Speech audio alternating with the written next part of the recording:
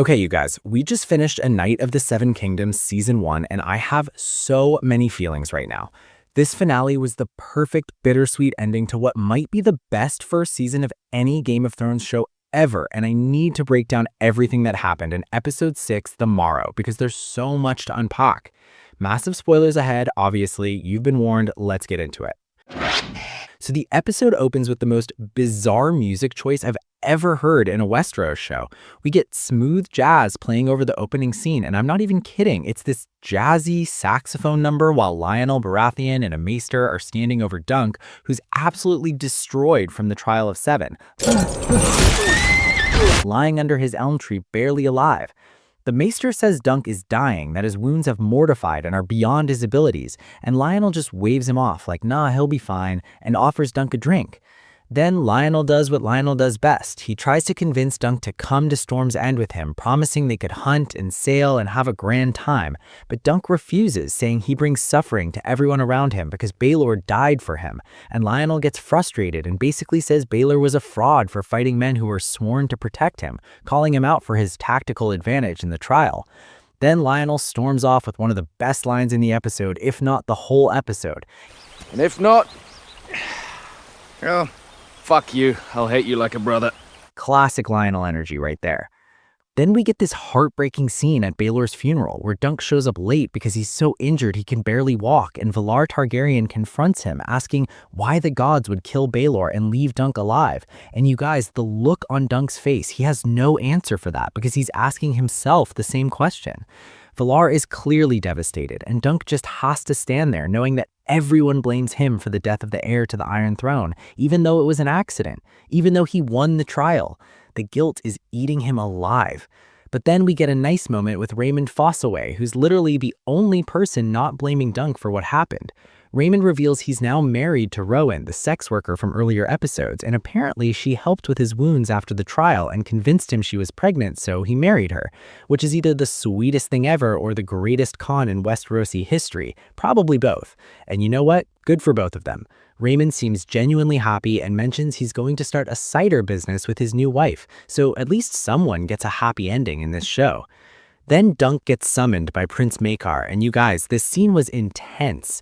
Maekar tells Dunk he's sending Aerion to the Free Cities, hoping that time away will change him for the better, which we all know won't happen because Aerion is a monster, but at least he'll be gone. Then Maekar and Dunk have this painful conversation about Baelor's death, where Maekar admits he didn't intend to kill his brother, but knows the whispers will follow him forever, that he'll be known as the man who murdered his own brother, even though it was an accident during combat. And Dunk tries to console him, saying maybe the realm will need Maekar more than it needed Baelor one day, which is both touching and prophetic because Maekar does eventually become king. But here's where it gets really interesting. Maekar offers Dunk a position at Summerhall where he can train properly with a master at arms while also teaching Egg how to be a squire, basically offering Dunk everything he's ever wanted: a stable home, proper training, a royal patron, and a squire to mentor. But Dunk refuses, saying, I think I'm done with princes. And you guys, my heart broke because you can see how much it hurts him to say no, but he genuinely believes he brings death and destruction to everyone around him, especially princes. Meanwhile, Egg has been eavesdropping on this entire conversation, and he's devastated when Dunk leaves. Egg sitting there alone. Dunk finds him and tries to explain why he can't take him as a squire, and Egg just looks at him with tears in his eyes and says, maybe you're not the knight I thought you were, which absolutely destroys Dunk. Then we get a beautiful flashback to Ser Arlan of Pennytree, where he tells Dunk about the Pennytree tradition, where young men would hammer a penny into an oak tree before going off to war with the intention of coming back to remove it, but so many never returned that the tree was covered in pennies. And Dunk asks the question we've all been wondering, why didn't you knight me, Ser Arlan? And Arlan doesn't answer, he just seems to die right there, and Dunk starts sobbing, thinking his mentor has passed away. But then Arlan wakes back up and finishes his story, saying a true knight always finishes a story, and then he actually dies. And you guys, this confirms what book readers have suspected all along. Dunk was never actually knighted by Ser Arlan, which means technically Dunk isn't really a knight at all. He's been a fraud this whole time, just like he feared. But he's also more of a knight than almost anyone in Westeros because he embodies everything knighthood is supposed to be about. But then we get this chilling scene, you guys. Egg is in his room looking in the mirror and he notices a single hair growing back on his shaved head, which symbolizes his Targaryen identity coming back, and he takes a knife and walks into Aerion's room where his brother is bedridden and recovering from his injuries, and you can see it in Egg's face. He's going to kill Aerion. He blames his brother for demanding the trial of 7 that led to Baelor's death, and he's had enough. But just as Egg is about to do it, Maekar appears in the room sitting beside Aerion, and Egg drops the knife and breaks down, crying. And Maekar comforts him, not with anger, but with kindness. And you guys, Dexter Saul Ansel's performance in the scene was incredible, showing us that Egg still has innocence left in him, that he's not too far gone yet, that he can still choose to be better than his brothers. This is the moment that shows us Egg has the potential to be a good king one day. Then Prince Daeron finds Dunk and gives him this warning about Egg, saying that life in House Targaryen will turn the sweet kid into a monster like Aerion eventually, that the Targaryen dynasty makes men into monsters. And this seems to change Dunk's mind because he goes back to Maekar and says he'll take Egg as his squire, but only if they can continue as hedge knights, traveling the realm, not staying at Summerhall, not swearing fealty to House Targaryen, just living on the road as commoners. And Maekar refuses immediately, saying, "I forbid him to live as a peasant. He's my last son," and walks away. So Dunk starts packing up to leave, and Raymond brings him Sweetfoot, the horse Dunk had to sell earlier in the season, saying Lionel bought her back for him, which is such a sweet gesture. But Dunk, being Dunk, gives Sweetfoot to Raymond, saying she'll be happier in an orchard than on the road. Then Dunk takes a penny and hammers it into the elm tree where he camped as a tribute to Ser Arlan, finishing the story just like Arlan taught him. And he's about to ride off alone with just his 2 horses, Thunder and Chestnut, when Egg suddenly appears and says, "My lord father says I am to serve you." And Dunk immediately corrects, "Serve you, sir," enforcing that knight and squire dynamic. And you guys, I was so happy they were finally together. Then we get this gorgeous shot of Dunk and Egg riding off into the sunset, and for a moment we see the ghost of Ser Arlan riding alongside before he turns and rides away, leaving Dunk to forge his own path. And you guys, I was crying. It was so beautiful and perfect.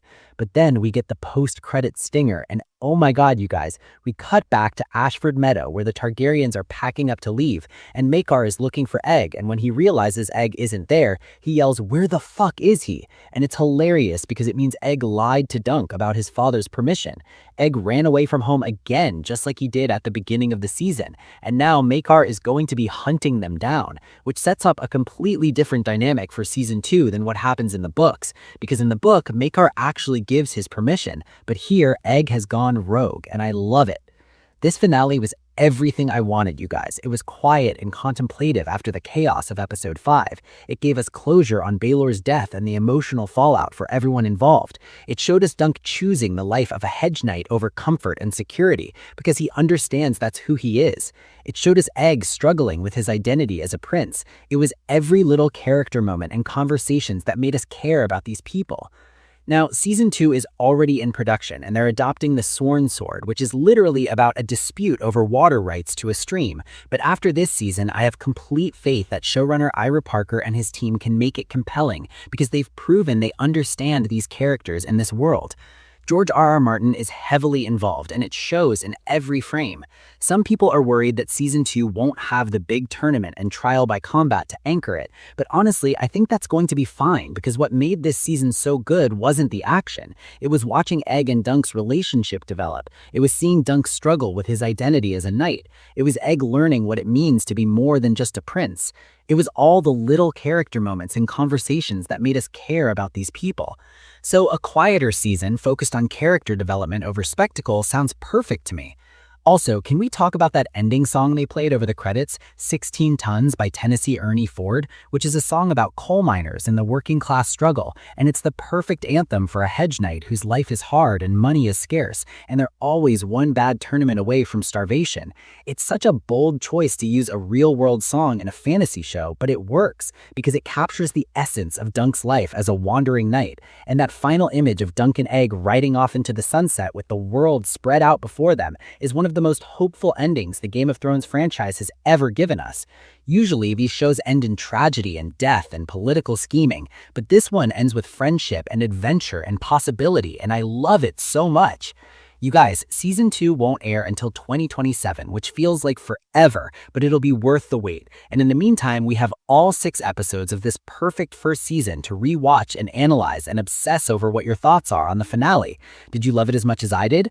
Were you shocked by Egg lying to Dunk about his father's permission? What do you think season 2 will be like? Make sure to give this video a like and subscribe because I'll be covering season 2 as soon as it drops, and you can drop a comment below. Let's discuss where you think Dunk and Egg are headed next. Until next time, remember, a true knight always finishes a story, and this story is far from over. I'm out.